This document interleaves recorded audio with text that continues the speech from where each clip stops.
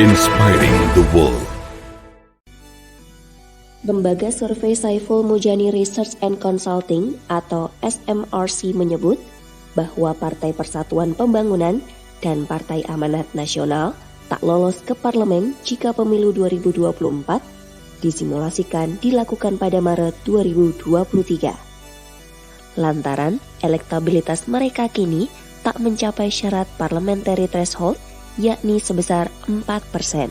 Menurut Direktur Riset SMRC, Denny Irvani mengungkapkan, suara P3 dan PAN turun apabila dibandingkan dengan suara yang diperoleh pada pemilu 2019 lalu. Semula, P3 mendapat suara 4,5% pada pemilu 2019. Namun bulan ini, elektabilitas P3 menurun ke angka 2,4%. Di sisi lain, PAN juga mengalami penurunan suara dari 6,8% menjadi 1,9%.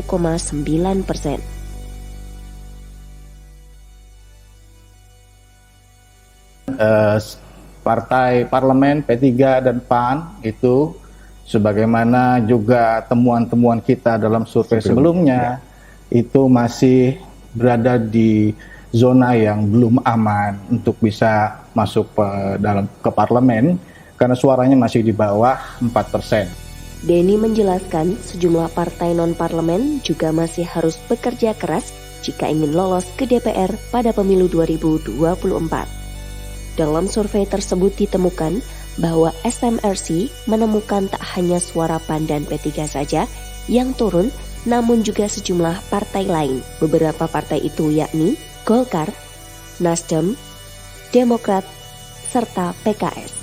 Sementara itu, PDIP, Gerindra, dan PKB mengalami kenaikan suara. Survei SMRC digelar dengan wawancara tatap muka pada 2 hingga 11 Maret 2023. Total sampel responden yang diwawancarai secara valid berjumlah 1.061 orang. Sementara margin of error survei diperkirakan 3,1% dengan tingkat kepercayaan 95% menggunakan asumsi simple random sampling. SMRC menyebut elektabilitas Partai Nasdem, PAN, dan P3 anjlok di bawah 4% pada 3 hingga 11 Desember 2022 lalu.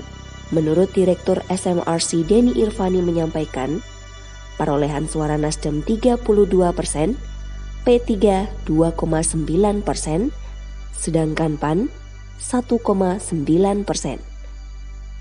Adapun ketiganya lolos ke DPR pada pemilu 2019 lalu.